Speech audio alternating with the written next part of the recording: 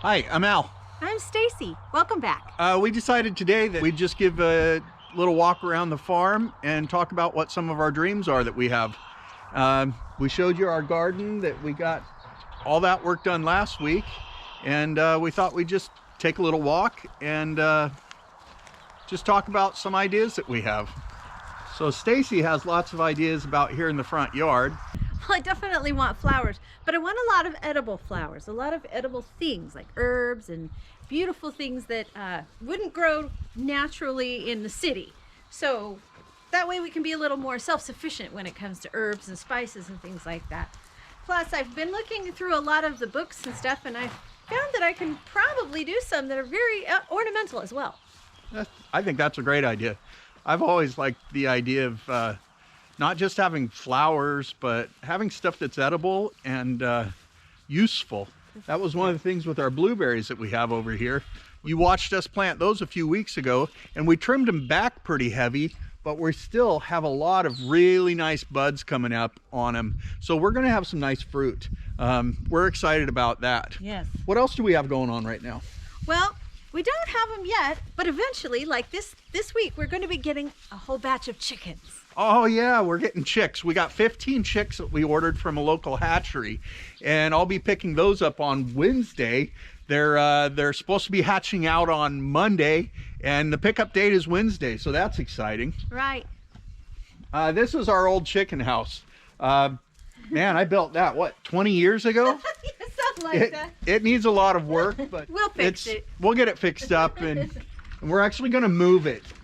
We don't particularly like where it is right here, and we're going to move it over to where the chickens are actually going to be going out into the cow lot. So that'll be good. And rather than having the chickens running around in the backyard where we want to be able to enjoy ourselves, our dog is Amelia. You see her wandering around in our videos quite a bit. She's not really a farm dog. Yet. She likes to herd chickens and anything else, but she's mostly, she's just a big bad German Shepherd that's just afraid of absolutely everything. So this old building here is the old milk house. My grandparents, when they got started farming and ranching, they ran a dairy for a little while and delivered their milk to the Umpqua Creamery, which is now the Umpqua Dairy. So in here, this is the old stanchion where the cows would come in and get milked. It's all full of junk and old farming supplies right now, but and in the distance you can see my elk is hanging there, the elk horns. But that's one of the dreams that we have that we might do in the future is actually get a milk cow. I've milked cows before. My grandma milked them until she was 71 or 72 years old. And I have a lot of great memories of playing out here in the hay trough when while grandma was milking.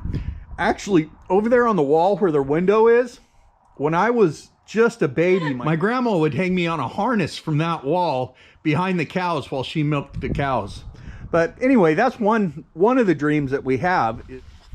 This is all about being self-sufficient, and that's one of the things that we love about this opportunity that we have here is to be completely self-sufficient. That's part of our idea with the garden. In today's society, you really don't know what you're getting when you buy vegetables from a store. I know exactly what has been in that garden.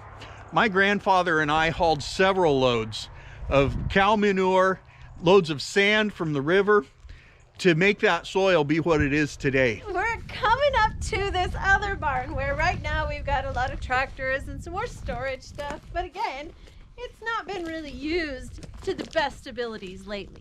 So what we're thinking of doing is getting some pigs eventually and having our own pork and bacon. And this is where we used to keep our pigs when we had them years ago. So there's a lot of really good space in there. That's something that we're definitely going to think about, and because who doesn't like bacon? It's truth. Yeah. Yeah. And you know, anything that we can do to be self-sufficient is exactly what our plan is. we have the benefit of being on a ranch that is already established. A lot of the people that we watch and follow, they're having to start from the ground up and figure out how to do this homesteading idea. And that's all on kudos their to own. them. Kudos Yeah, to them. that's great. That's amazing. We just have the great opportunity to be able to come onto my grandparents' place and do this on our own. And it's a great opportunity that I really hope that we can meet the challenge. Right down here, we have a pretty good sized shop, and I have a portable welder, all the equipment I need to do repairs on equipment. I applied for a school bus driving job. They're looking for somebody here locally, and I think that would be a job that would work out pretty well while we're still farming. I can do that and keep up with the cattle and other things that's going on. I think we've got a lot on our plates, but we're doing the best we can with what we have, and I think it's going to be a good thing. It's just going to take some time. We have so many opportunities. There's a ton of stuff that we need to work on cleaning up around here, but you know, it's worth it with the opportunities that we have to be able to do the dreams that we have. I think we're really blessed with this. I agree.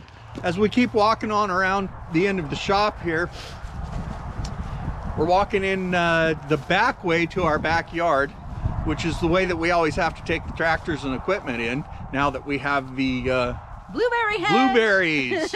Yep. Now Stacey's going to talk about some of our other dreams that we have here in the backyard.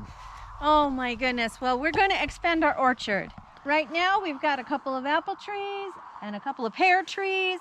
Well, I guess we have that little peach tree too. She's not going to do much for a couple years, but she'll be doing something later.